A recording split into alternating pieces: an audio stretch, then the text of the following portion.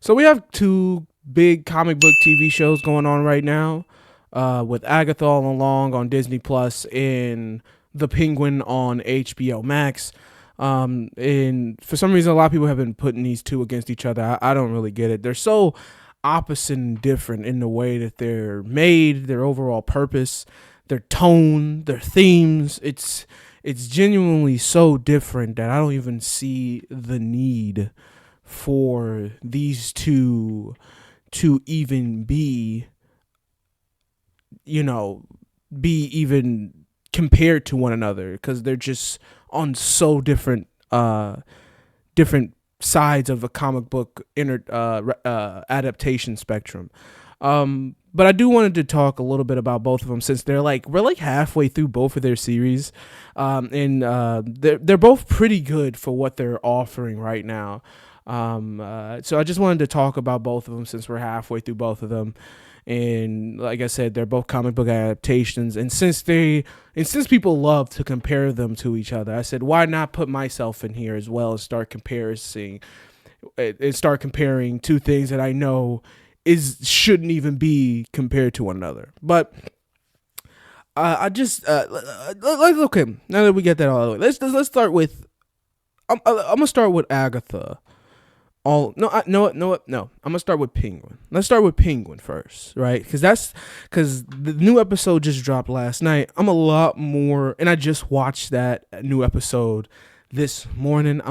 It's a lot more fresh on my mind and how I'm overall feeling about the show so far. So let's just start with the Penguin, and we can go from here. Here's the When it comes to the Batman, let's start with the Batman. When it comes to the Batman in 2022, right? I believe it was 2022 or 2023.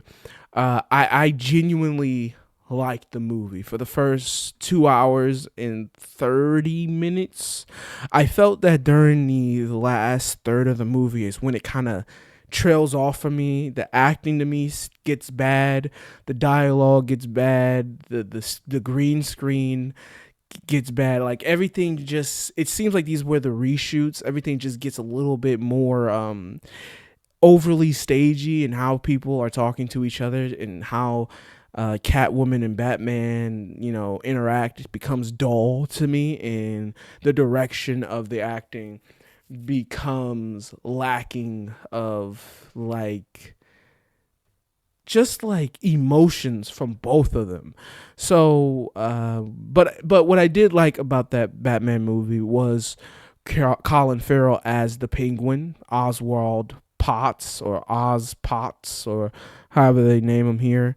So when it was announced that this TV show was coming, I was extremely excited because one, Colin Farrell was amazing in the Batman. He was just so different from what you are used to seeing Colin Farrell. He's unrecognizable in that movie. So I was genuinely excited for this TV show, and I believe it was going to be Matt Reeves coming back to make this TV show. So that was another reason why I was genuinely excited for this show to come out. The character that I like the most from the movie was getting his own TV show directed by this guy who makes such beautiful movies that just looks good. If you've watched any of the Planet of the Apes movies that he directed, or this, or the Batman, or even this show itself, all these movies just visually are great to look at. They have a lot to offer on the cinematography and the visual aspect of things. So when it came toward when the moment comes, well, I think it was a couple of days ago. I didn't watch it when it first premiered. I didn't watch The Penguin when it first premiered because I know it was the first episode, and the next episode was coming like 11 days later. I don't know who idea that was for it to do that when it could have just came out that Sunday, but it was weird. It came out like the Sunday afterwards, the week prior to. So it was a weird structure. So I was just like, I don't want to see the first one because if I really liked it and they leave us on a good cliffhanger, I want to know what happens next afterwards immediately. And since I know it will be coming weekly after that, I said I was just gonna wait until that second episode came out. And we're 3 episodes in now. And overall, how I'm liking this show so far is, I think it's good. It definitely haven't met my expectations, or the expectations set to me by people that were reviewing it and that were talking about it. Because the way people really talked about this show was as if it was Emmy award winning, and maybe it may win some Emmys, I'm not sure, but the way they talked about it was just like it was the greatest shit in the world, and I was double excited to see this. So I turned on the first episode. I like the first episode. I don't think I love it, but I do think it's a pretty good setup on what's happening. This is 2 years later.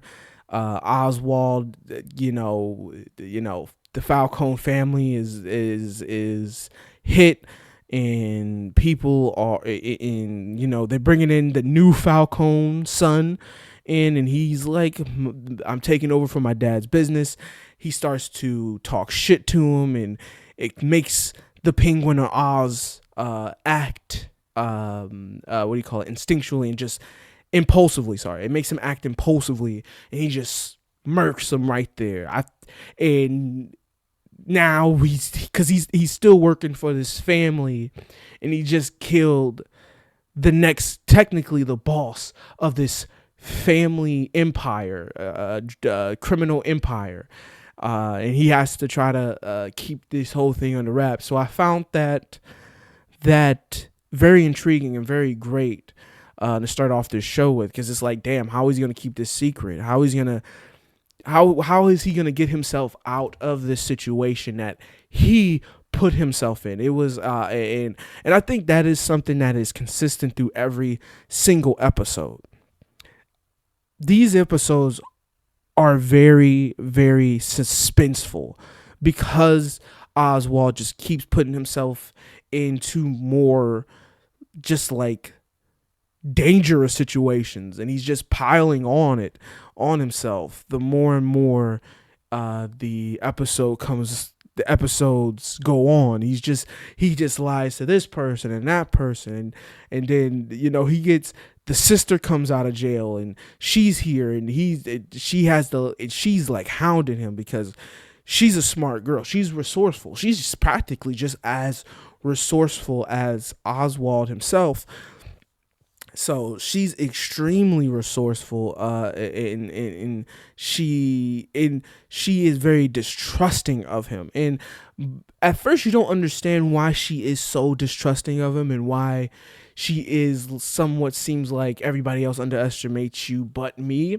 And then you get to episode 3, and it kind of answered that, why she was just so like eyeing him from the moment she was out of prison. She was putting it on him, investigating this whole thing. She was a hound dog, that he was probably the one who murdered her brother.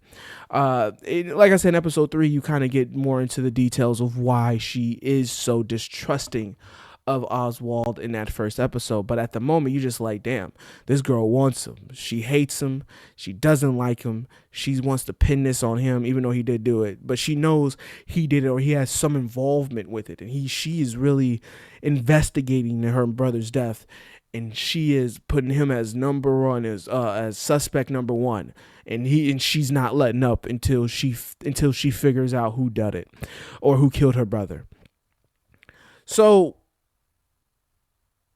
when you see Oswald in that type of situation where he does have this hunt for him, and you see him go and make these deals with these rival mob boss, what is it called, the Zaltones or something like that, or I forgot, Maloney's, the Maloney's, there it is.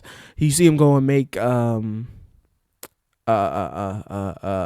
what's it called, a pact with the Maloney's, because they're kind of stopping his shipment, and the thing that brings him money and his income, the thing that he was kind of the ruling over, which was the drugs and shipping and all that, and distributing the drugs across Gotham. You see that they're shutting that part of the operation down, or moving it, and he's gonna take a hit, and he doesn't want to, so he kind of goes and makes themselves a little bit of an agreement with the Maloney's, who is a rival gang to the Falcons. And you're just like, damn, Penguin, damn, Oz, can you just killed this girl's brother. You just killed the son of this big criminal family. And you're gonna go in get in bed with another criminal family that is rivals to them, and they can fuck up this whole operation. Like, you're putting the heat on you. You're putting your heat on you on two fronts, which is on both. You know what I'm saying? You're putting the heat on you on both sides. This is just kind of insane. Why would you do this? Back up a little bit. But you just see him. But he has such a thirst for power because you know, as you go deeper into him as his character, he has a terrible mother at home. Came from a terrible family situation. Mother's obviously been abusive to him and damaging him to make him be this guy, this alpha dude who wants it all, and he thinks this is how you do it. This is the only thing he's really good at, and his appearance and his smarts will really pay off for him in this particular line of work. And he is being egged on to make such bold, brass, and dumb decisions as he is by his mother.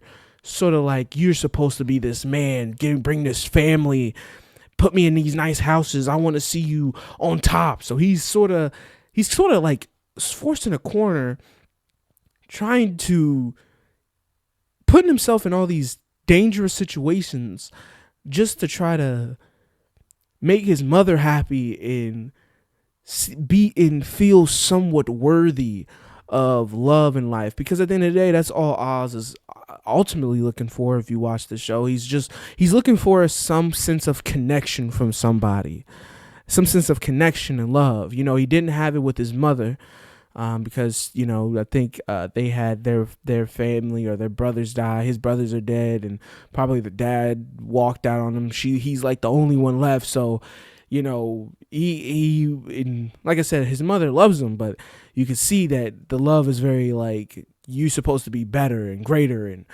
go for it. And these are things that you should instill into your child for greater success. But you can also tell that if he didn't succeed, she would pull back that love. So he is really on a mission to be this kingpin just to make his mother proud. I don't even think he's doing it for him, but I think he's doing it just to make his mother proud and to have some sense of, some inkling of respect and love about himself. Because throughout this whole show, you just see people look down on him. They belittle him. They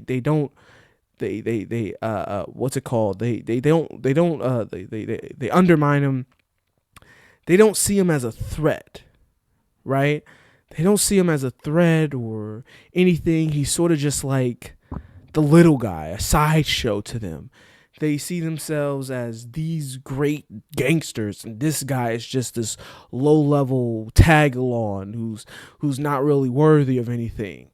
But he is destined to show that he does belong, and that's when you get Vic in here, because Vic is sort of like Oz and himself. Almost said Arthur. I had the Joker 2 on my mind. Should not have him on my mind. Get the Joker 2 on my mind. Even though I like the Joker 2, I don't want him in my mind right now. And you can see his connection with Victor and how they explore that. Because Vic is kind of like, he has nobody as well. He's looking for something to do. He wants to matter. He wants to be bigger than this. And he begins to get attached to Vic because Vic listens to him.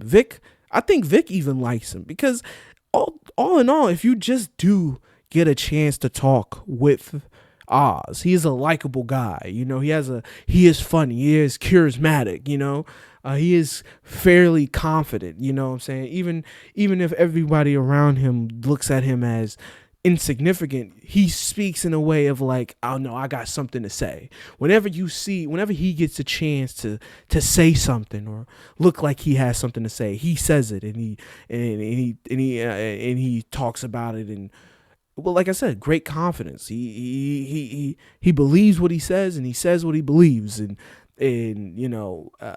so you get him alone to talk to you. That nigga's a slick mouth nigga. You know what I'm saying? He got a slick mouth on him. Talk to him for a little bit. He will start to manipulate you, because he's thinking of all the ways he's thinking of all the things you want to hear. He's thinking of all the things that he should say in this particular moment as well. So he's always playing little, he's always playing more little than he actually is, right? So because he's always in the back and playing small, he knows how to make his way. He knows that, okay, this guy wants power. This guy believes he is a powerful person. This guy believes he is bigger than life himself. So let me just play small. I don't know about this, Vinny. I'm just saying. I just think that we got to do it like this. You know what I mean? You sure? But this is your boss. I'm all for you. You know what I'm saying? He plays small to ultimately grow in power. And he's been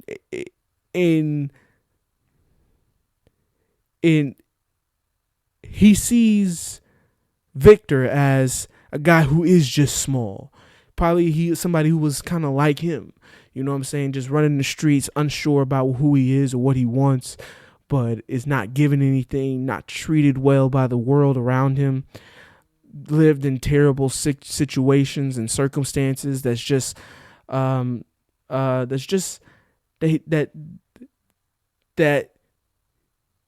you can't wait to make better. You have to make this shitty situation and the circumstances that you've been given better for yourself.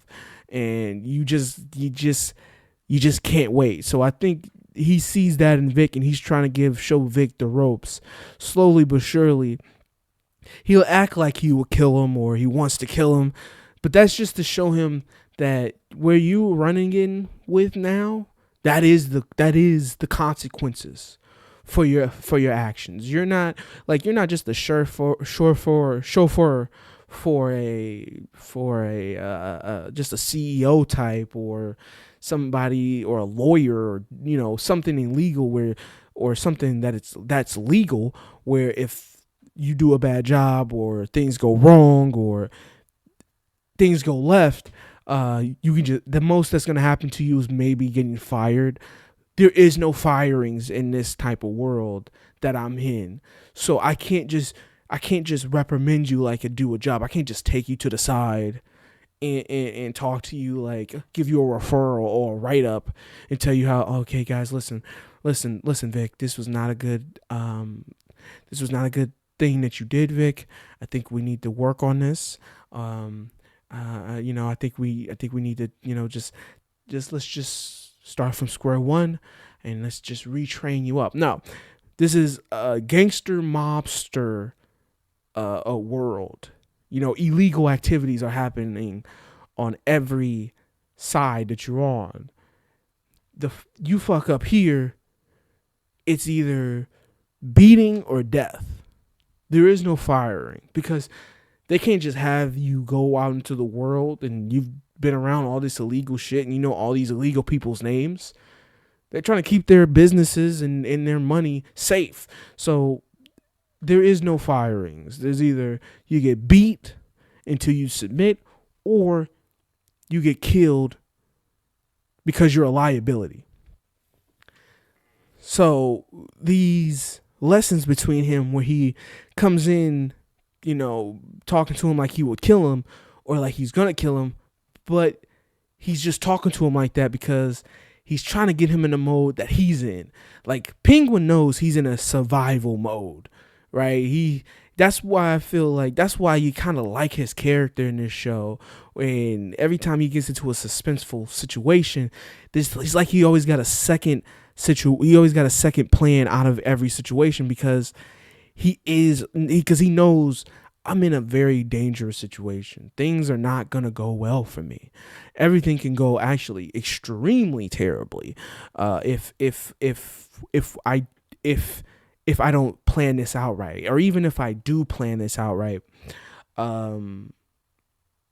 Shit can, the life comes with fuck ups, so I have to be prepared for with a second plan, a backup plan for the original plan. And that's something about Oz that is just so great about his character. So there's a lot of great things here, but I don't think it's this perfect film that a lot of people are making it out to be.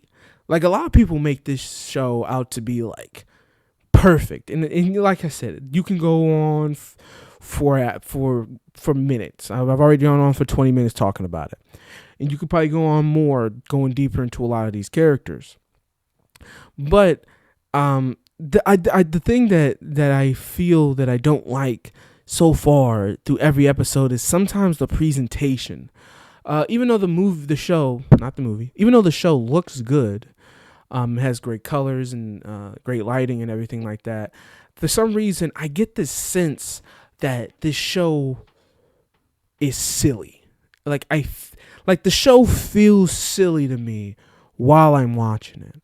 And I don't really know why I feel the show is just so silly. I don't know if I'm the only one that feels this way, but to me this show just feels extremely silly in its presentation. I think it's because of the acting. Even though a lot of people here does give a good performance, like Colin Farrell is great. I like his performance. I like the dude who plays Vic. I like his performance. What's her name? The woman who plays Sophie Falcone. Kristen. Let me look it up. We're gonna look it up. We can do that, right? We can look up some shit. Let's look up some shit. The Penguin. We're looking it up. All right, here we go. We've got the cast list. Kristen Militati. I'm going to say Militati. Kristen Militati that plays Sophia Falcone. Even though she's good in it, there's something about her body language, or I don't know if it's her body language or the way she looks, where sometimes I just feel like she plays deranged well, and she plays these scenes well, but sometimes it just feels like that type of acting where someone's like overplaying crazy and overplaying like being cheeky and condescending. Mm-hmm. Well, okay, I understand you. Oh yes, we understand. Sometimes sometimes I just don't feel her acting. Or let me restate that. Sometimes I just feel her acting. I don't feel the character Sophia. And maybe because maybe it's my own, because I've watched a lot of Kristen Militati and a lot of shit. I've still never learned her name, but I've seen her face in so much shit. Maybe that is the reason why it sometimes feel a little bit acting, like this person is acting in front of me. Maybe that is the reason why. But some scenes and sometimes in the dialogue, it just feels like she's acting to me. She doesn't feel like she's actually being Sophia the character. And then sometimes she actually does feel like Sophia the character. So it kind of becomes an ebbs and flow of her character that it somewhat becomes hard to read as a viewer when it comes to her acting. In some scenes, not all the scenes, she's good enough. I would say if it was a percentage of scenes where I'm fully invested into her as this character of Sophia, and I feel like I just see an actor acting, I would say it's about 75% of the time I see Sophia. 75% of the time I see Sophia. And then the other 25, I see an actor acting. Colin Farrell is the Penguin. Like, he's 100% the Penguin. I don't see Colin Farrell in it at all. Never have, never will. This person is just the Penguin. He's Oswald, okay? He's Oswald Potts, okay? That is who, or Cobb, whatever. Oz Cobb. That is who he is. All the time. His acting is so phenomenal here. I see Oz Cobb no matter what. I never see Colin Farrell in the show. I just see Oz Cobb the Penguin. He's a fantastic. Renzi Felice as Victor. Again, I maybe because again I haven't seen a lot of Renzi, but I've seen the interviews of him. He sort of sounds like the character, but I do see this kid though. I see this kid lost in this world with this stutter, with this nervous tick stutter. Victor Aguilar. I see him, right? The only person of the main cast that is like repeatedly been in every episode are these three characters, him and John Vitti. But the dude who plays John Vitti, what's his name? What's that guy's name? That dude was in Dawn of the Dead. What's his name? I don't know his name. I'll find his name. I'm gonna find his name real quick. But he was in Dawn of the Dead. I know that much. I think I just saw his name. Michael Kelly as Johnny Vitti. You know, him, he's pretty plain, you know what I'm saying, for all things considered, you know. I see he's kind of just asshole guy, but he does pretty well as well. But he's not doing more than he needs to be in the show.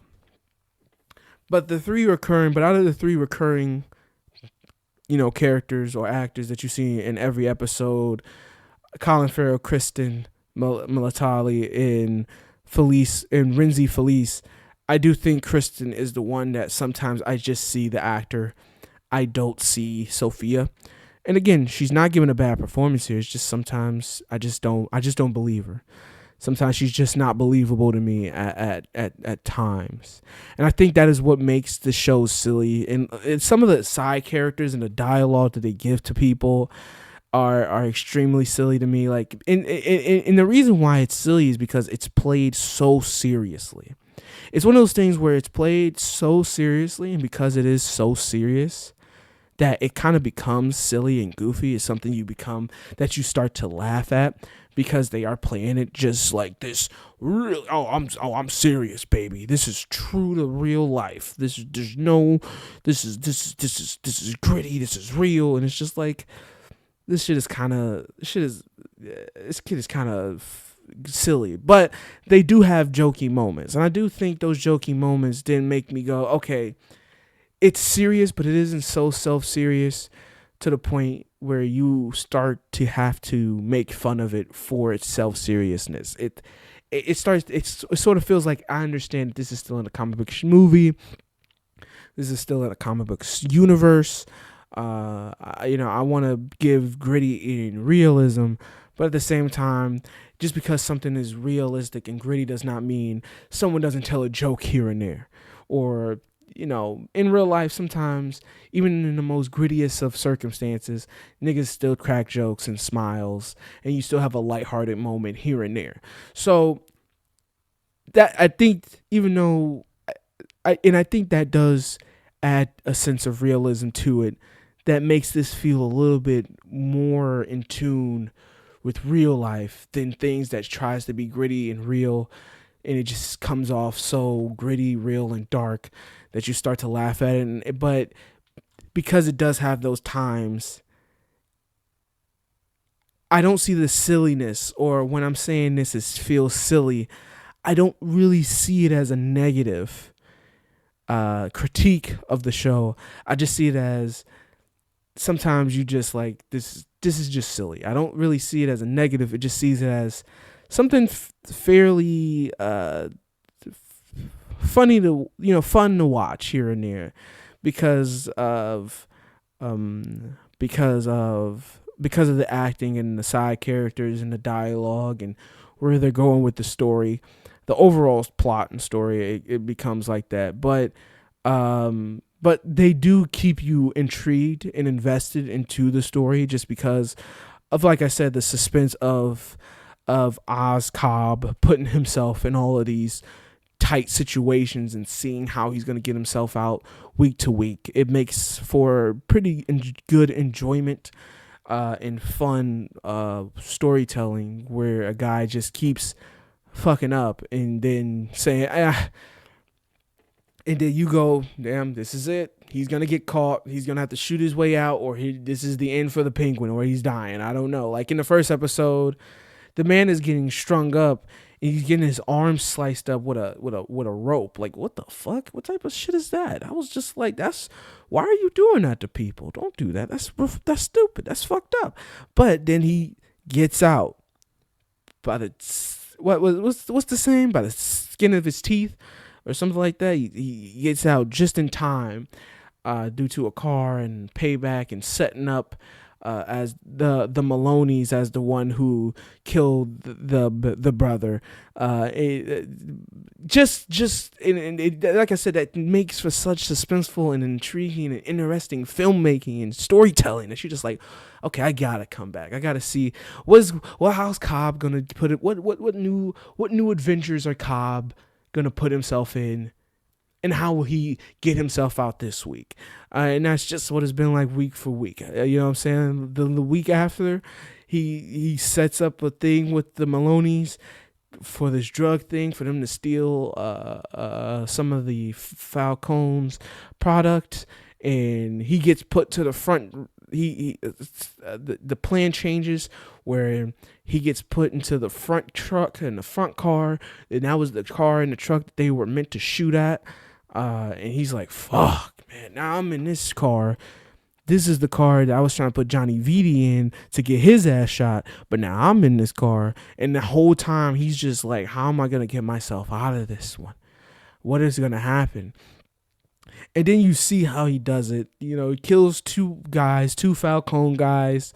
He kills one of the Maloney guys. And he kills some more of the Maloney guys to instill trust that I'm just as I was hit as just as anybody else in this particular situation. It's in one of the guys like survived the shooting. He gets caught by a junkie detective to find him and then like bring him down to this basement where they're gonna question him, and so that he doesn't get caught because he's trying to pin everything on Johnny Vitti, but Victor fucked up one of the parts of the plan to where it will look somewhat set up if this were to happen this way, so they can't pin it on Johnny Vitti.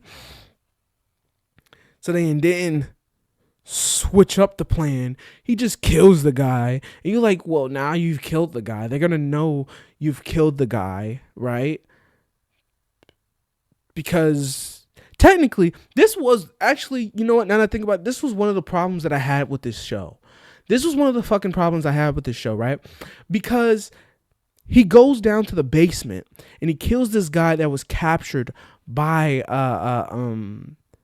the junkie detective that Sophia hired to get some information.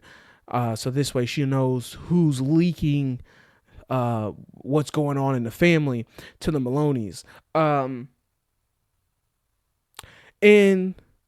the thing is Oswald, right, gets told by the Maloney's, or the Maroney's, I guess it's the Maroney's, the Maroney's wife, played by Nadia, played by Sho Rahia. Dashlu. Terrible at pronouncing names. This is nothing against her. But she tells him that one of theirs got caught and is being held by them. He tells Johnny Vitti and somebody else at the funeral, I think they're holding for Alberto a wedding. I think it was a wedding or a funeral. I think it was a funeral or a wedding thing for Alberto. I don't remember, but he tells them about it because the only people who know is at this particular moment in time, before he tells Johnny Vitti and the rest about this, is Sophia and Castillo, who he saves earlier on in the episode, to create some sense of trust with him that he has nothing to do with it.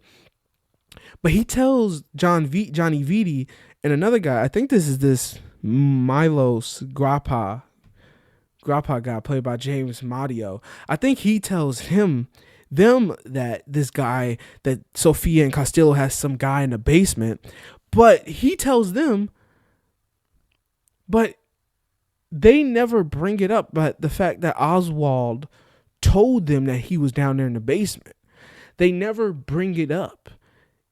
So I was like, well, if you, why would you tell them that they got somebody down in the basement when they go and tell Luca, the new guy that's come in, the brother of Carmine Falcone, who died in the Batman. When they go and tell him, ain't they gonna tell him that Oswald told him that there's a guy in the basement, and since it was only Sophia and Castillo was the only people that knew about it before this particular moment, when he ends up dead, wouldn't people come specifically for Oswald at that point? I don't know. But, they didn't really think about it all that deeply, because I felt like that would have added some more tension to the story in that episode. I think that was one of the episodes where I was like, this is kind of, I see how they're getting him out of these situations. They're just kind of like brushing over some things that would be, I think, in this particular situation would be talked about, especially in this life or death situation, things that will be remembered. But okay, the story continues.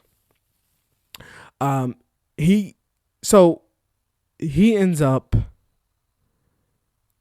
blaming Castillo because he stabs the guy that they captured downstairs. He stabs him to death, which is when I was like, why the fuck would you stab him? Put a pillow over his goddamn face. Make him suffocate. Do something that would be somewhat that his life would end up like this way from the overdose and the drugs that he was in. So, but whatever. But he stabs him, takes the knife, and at first you think he's gonna stash it in Johnny Vitti, because between episode 1 and 2, Oswald does not like Johnny Vitti. He fucking hates Johnny Vitti. He's trying to get Johnny Vitti the fuck out of there as quickly as possible. So he's always coming up with some type of scheme to blame Johnny Vitti, and it for him to get out of the situation. But they kind of do a switch review. They think that he's about to put the knife in Johnny Vitti's pocket and get Johnny Vitti killed, but he puts the knife in Castillo's pocket and gets Castillo killed instead. But again, like I said, I feel like in that type of situation, everybody would go, well, what's his name? Oswald told us he was down there. So, maybe Oswald did it. Because Oswald comes in and acts like he don't know what the hell's happening, even though he kind of set this whole thing off, or why they even know there was even a schmuck that got killed downstairs. But like I said, they don't really question him. I think that was just like a weird way of storytelling that I feel like was just bad. I feel like they just didn't want to bring it up just to keep the suspense going, understandably, but they just didn't tighten that up for me when I was watching. I'm like, when they know about it, when they have a conversation, but whatever.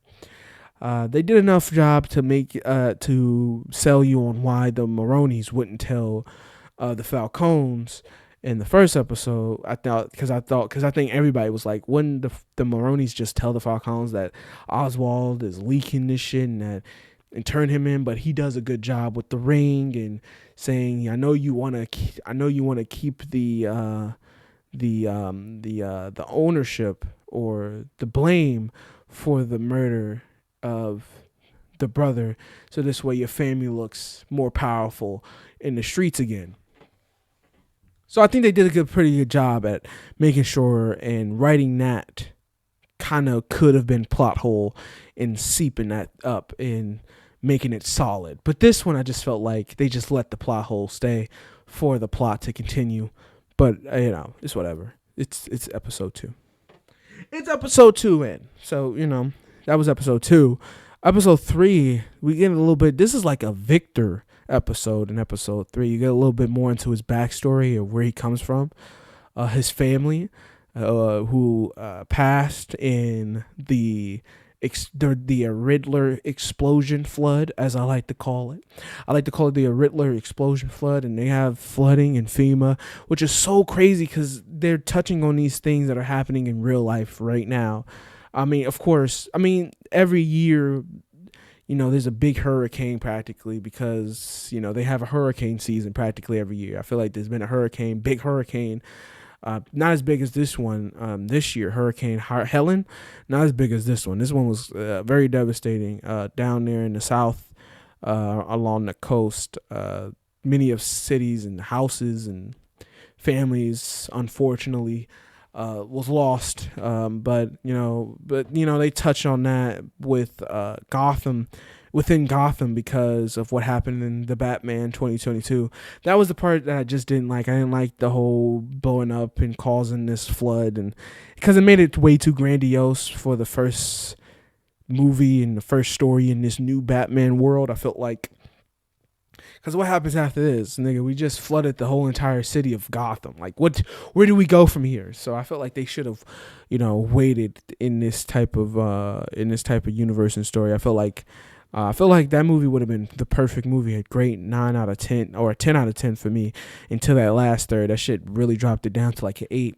So I still like it, but I really just don't like that ending. But I like how they utilize it here to give Vic some backstory about him losing his family and always wanting more for himself in his life because his father was just, a mechanic and a chef, or he wanted to be a chef, and, he lived in this pretty, somewhat bad neighborhood, and he was like, don't you want to give more? And the dad thought he did everything that he should do, and he liked his life and things like that. But Vic wanted a little bit more, and his whole family, unfortunately, got passed away, got taken away from his brother. I'm not his brother, his sister, his father, his mother, all drowned in the flood. So now it's just kind of him and a couple of his friends, who he got killed in episode 1. I think that was one of the guys. I forgot his name that they named him, like Clancy or some shit. What was his name? They don't have him on the goddamn shit. So I guess he's a nobody. Never mind. Fuck him. If Google don't want to put him on their casting, I guess the nigga's a nobody. We shouldn't even think about him anymore. He's done for anyway. But he's running with this new set of Crew All Alone, and you kind of get into why he is doing this and why he is letting this go on, because he does want to be more. I personally would have got the fuck out of there as well. You're playing in a death game. There is no more to this.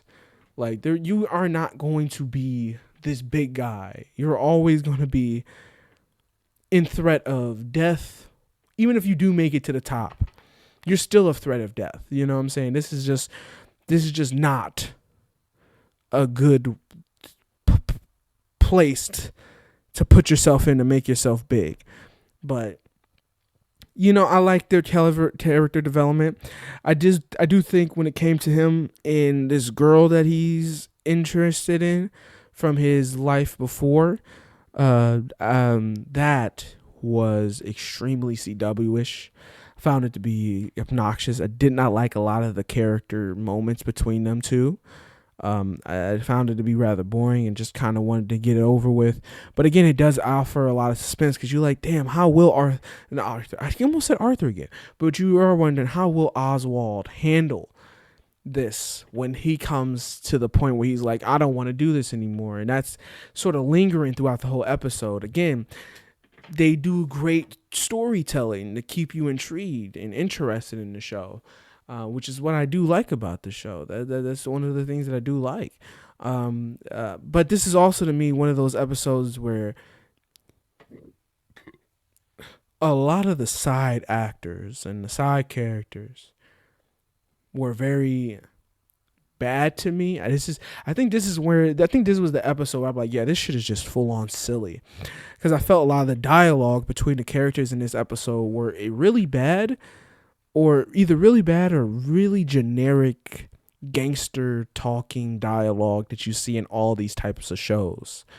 I just found that to just be extremely boring to watch.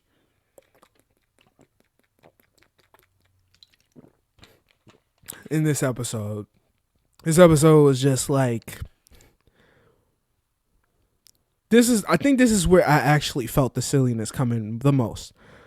Like that scene with them and going to that one Asian place, the Asian guy who plays this sort of like underboss to the bigger boss. He's like a drug runner or a supplier. I forgot his name, but his acting to me was just really bad, and the things that they had them say to each other was just really annoying. I felt episode 3 to be probably the most annoying for me. When it wasn't just Oswald and Sophia interacting. I think every Oswald and Sophia interaction in the show so far, especially in this episode, because this is the episode where they are interacting the most since he did agree to work with her at the end of episode 2.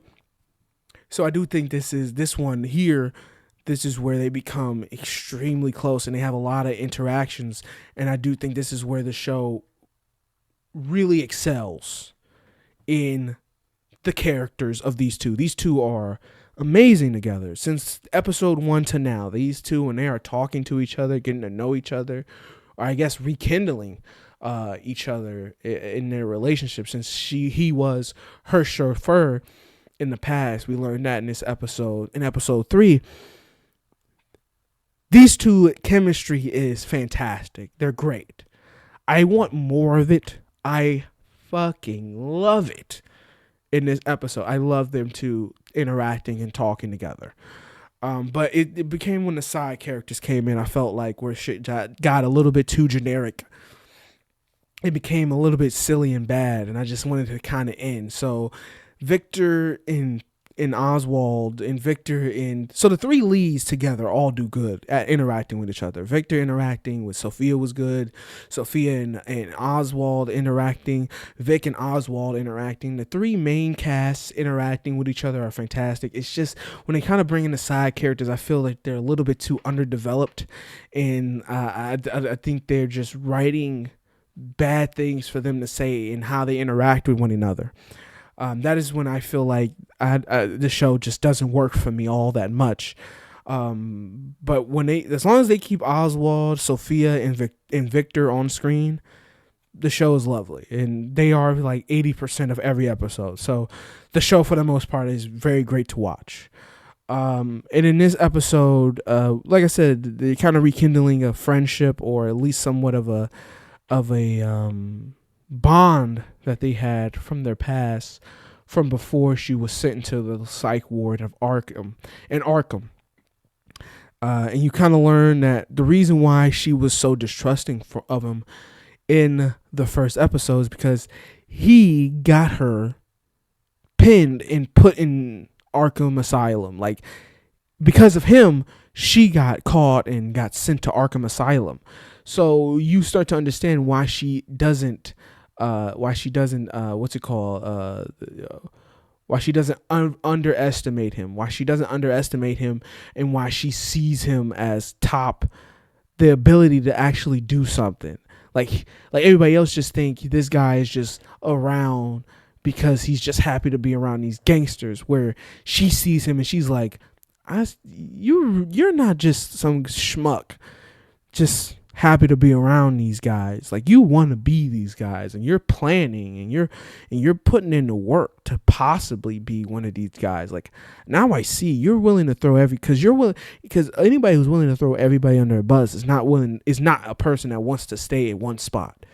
All right. If somebody's willing to throw you under the bus, they want more.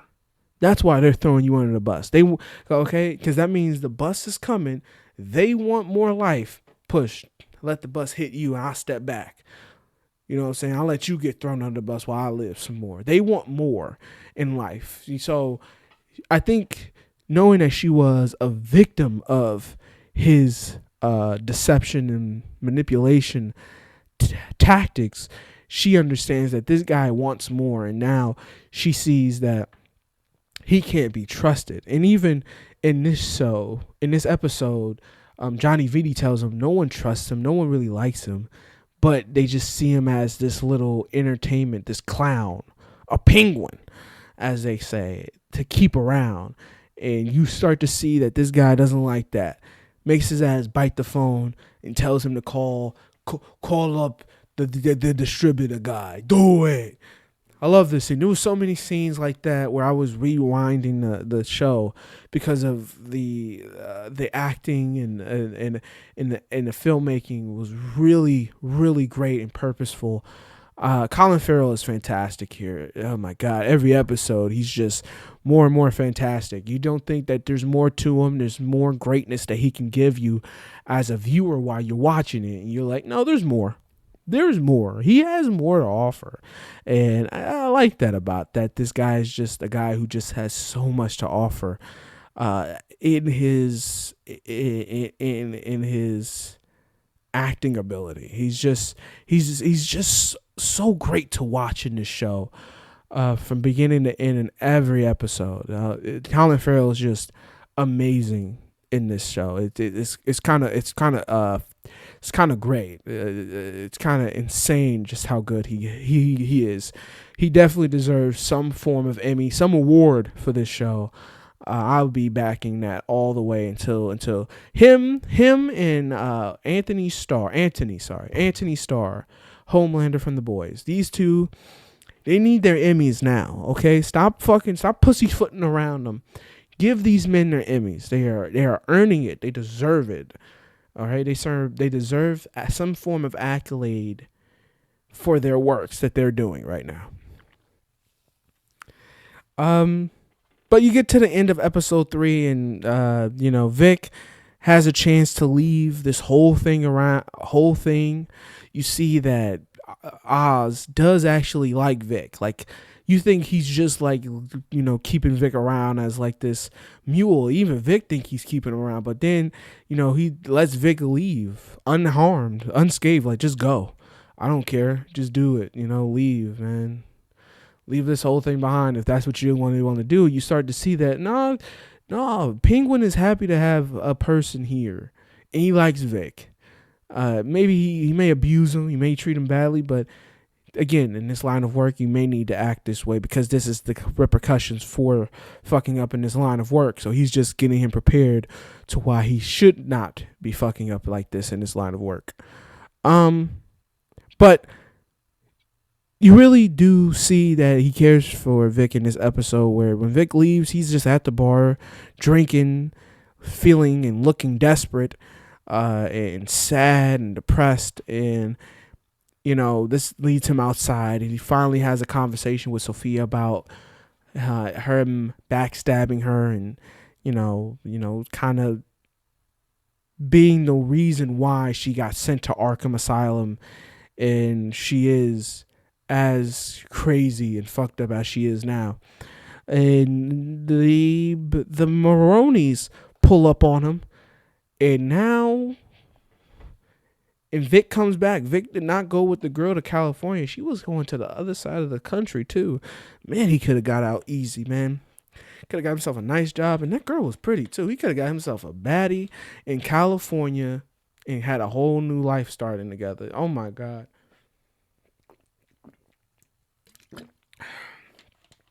And he threw that away for what?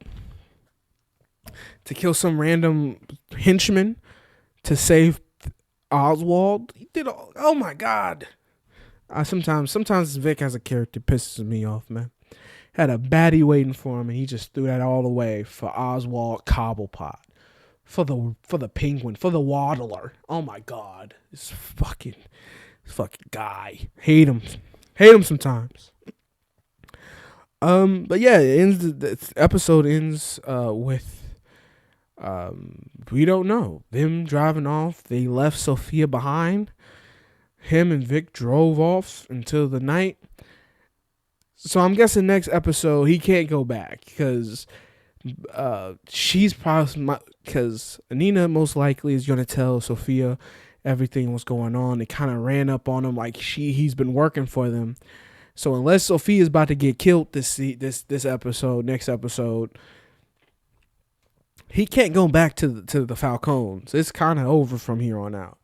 At least it should be. I don't know how he's going to get himself out of this one, which again is why you get so intrigued to watch the next episode. Every episode ends on like a cliffhanger or something like that, where the Penguin is putting himself in harm's way, and you have to figure out how he's going to get himself out of this one. So I will be back for episode 4 to see how he gets himself out of this one, because I don't goddamn know. I want to see, and I can't wait to see. Great show so far. If I was to rate the show so far and everything that I've seen, I would give it a good 7 out of 10. Or I'm gonna say 8. I think it's, because like I said, the three main people, Sophia, Oswald, and Vic, are 80% of the show, and every one of their interactions are so great and entertaining and good and thoughtful that I do think this show is worth that. I do think, though, when it comes to a lot of the side characters, it becomes a little bit silly, a little bit goofy, and the dialogue drops tremendously into the barrel. So I give it about an 8. 80%, 80% is 8 out of 10, so it's 80%. So I give it an 8 out of 10. I do like it, and I am intrigued by it, and I'm entertained by it, and I can't wait for the next episode and how this whole thing comes to an end. It's really good. Very good. Very good. But now that we got that out the way, we got the Penguana out the way. The Penguana! It's time for the Agatha, man. It's time for those Agathas all along, It's time for her to come in here and her to get evaluated by me. Agatha, sit. Let's have a chat. Let's have a chatty. Agatha, let's have a chat about your quality that you have. And I will say it's pretty good quality so far. It's a fun show. It's a very fun show right now. They don't offer you much due to the fact that every episode is like 30 minutes. But every episode goes a little bit deeper into who every character is with these trials on the witch's road. Because every trial, everybody, they go into their backstory, what they're doing this for, and how they're gonna get themselves out of these bad situations. I mean, we're 4 episodes in, right? 30 minutes to 43 minutes every episode. I know it says 43 minutes, but they're like 30 minutes due to like credits, because the after show credits are long as shit, and the before show credits as well, the recaps of every episode. So I'm gonna take at least, every episode seems to be about 40 some minutes, 43 minutes. I'm gonna take at least 8 to 4 minutes off of every episode. So they're about 33 to 39 minutes an episode. Very quick, very fun, very interesting. Every episode is, and every character in it is amazing. There is no fluff here. There is no wink link. There is no side characters, because it's just a show full of main characters interacting with each other, which makes it much more entertaining sometimes to watch while you're watching it, right? Because on episode 1, right, episode 1 is probably the most fluff of the show, but it's because it's reintroducing you to Agatha. And the last time we saw her, she got an X put on her by Wanda to be stuck in that nosy neighbor TV show universe in her head. But it's been 2 years since then, and she's no longer the happy-go-lucky TV show neighbor now. She's now the true detective now, and this whole, it's like 20 minutes is funny as shit because it's doing why I think it's doing what the Penguin's doing. It's being ultra silly and ultra serious and self-serious to the point where everything is just the colors are muted, the everything is gray, and the directing and the style of direction is so serious, and they have this true detective style, crime or mind hunter style opening to start the series in the first episode, which is great. And that first episode is just really funny as a parody and satire of these types of shows and concepts and things like that. It's really interesting and funny to really watch.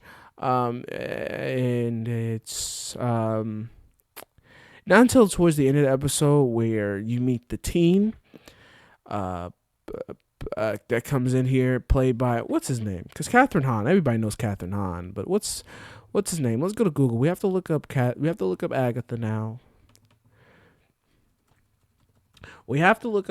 now. Let's look up Agatha. We gotta look up Agatha. Let's go down here to the cast. Let's look at the cast. Oh, we gotta go see. Let's go up here then. You gotta go, where this cast at? Alright, cast. Show more, baby. Let's show everything, bitch. Alright, we showing everything. Joe Locke. There it is. Joe Locke as the teen or teeny that they have him on Google. That's so weird to have his name be Teeny.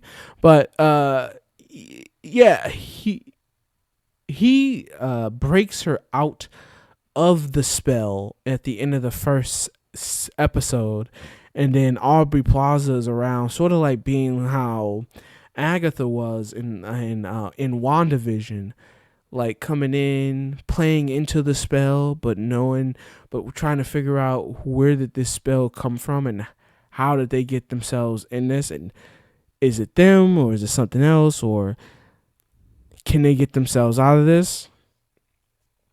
But, the teen comes in and breaks her from the spell, and then Aubrey Plaza comes in and they have a great fight scene. It's very well choreographed and acted. Aubrey Plaza is not in a lot of the show so far. I will say that it's kind of hard to read her character because she was in episode 1. She was sort of in episode 2, but that wasn't until the end of the episode. And no, she was not that much in episode 2. She was in episode 1 at the end of the episode. She wasn't in episode 2. She wasn't in episode 3 either. So she's only been in episode 1 and 4 so far. I forgot because episode 1 and 2 are so. Episode 1 and 2 feel like one episode when you're watching it because it just picks up right from where, and because of when it premiered with both episodes. So sometimes my brain does get episode 1 and 2 as one episode, but it's actually 2 episodes. But that's just the continuation of the first episode. But they feel so conjointed that they feel like one episode. It always boggles my mind when when I recap or when I think about the show. Like, oh wait, no, the first every episode is like 39 to 35 minutes, and if by the 20-minute mark she's getting dispelled from the spell she was locked in, and she's now coming back to reality in this very fun way where she's declothing every genre and era that she's been stuck in until she gets back to her regular self, and she's naked, she's showing ass. Catherine Hahn looks good. Shout out Catherine Hahn. She's like 50 something now, isn't she? Let's look her up. She's 51. She looks good for 51. Shout out to 51 years old. And Aubrey Plaza's 40. Okay, everybody's young and beautiful and hot and cool. Yes, everybody's young, beautiful, hot, and cool. You already know what to do on the stool. Did I just talk about someone shitting? Anyway, everybody here is fantastic. She's Should I go back to her being naked? No, I'm just not going to go back to her naked. Fuck her being naked, right? You know, what does it matter if her being naked or not? It's not like it's really all that sexually stimulating or interesting. But it is interesting because this is the first Marvel naked nudity. Now, in fact, we're going back to her being naked. First Marvel nudity. We had our first F word last year. Well, I say F word. We had our first fuck last year. I've been saying nigga and the F word and all other words this whole time, and now I'm just saying the F word. We had our first fuck last year. And now we got our first bare ass cheeks. Marvel, you naughty, naughty bitch. You're becoming more and more frugal with your naughtiness. All right, I remember the old days. You guys was keeping it under wraps and trying to be, you know what I'm saying, throwing in underhand comments, you know, doing innuendos. Now you're inside the house. Come on, man. Let's do some more peeking. All right, come on, get out the house now. But the show's just you know, it just kind of Aubrey Plaza is good in it, but she's just not in it all that much. She's just in it the first episode and the last episode, the fourth episode, practically. And like I said, she comes in sparingly. Except for she is have a bigger role now. It seems like she's gonna have a bigger role from here on out. Now that she's a part of this whole situation in episode 4, she's the Green Witch. Now that she's more involved, I feel like we're gonna get more of her, but I can't really give an assessment of her performance because she hasn't really been in it all that much other than the end of the first episode and practically the fourth episode. But everybody else here, Ali, An, Shahira, Zamala, just say Zamata. You know what was crazy? She's been in SNL for so goddamn long, and I still have not yet known her name.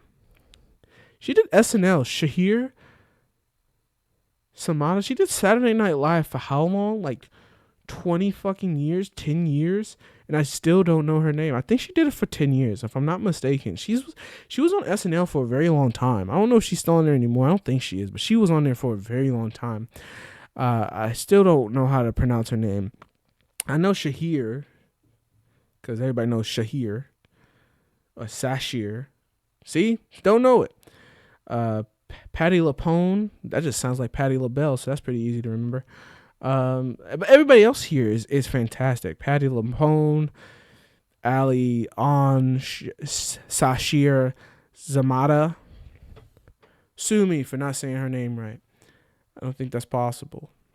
But I do think everybody in this show is giving a pretty great performance here. I like how they're slowly diving into everybody's backstory,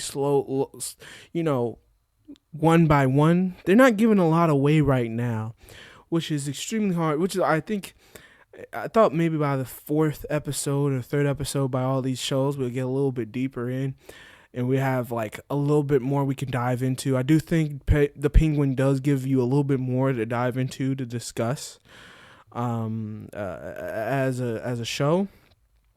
But I think Agatha all along, for what it's doing, for what it's worth, and what it's trying to be, is also really fantastic in that it's just a very fun and magical show that I think anyone can watch. It's funny, it's entertaining. It doesn't have as much.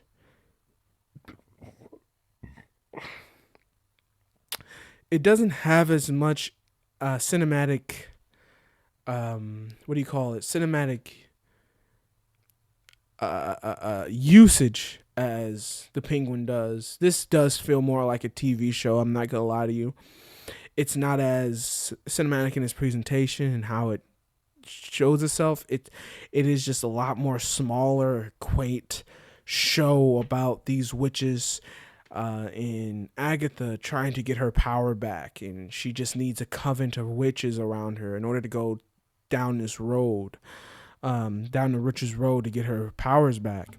And what she does to try to get these witches to use their powers on her so she can take them back, which is what I believe was her original her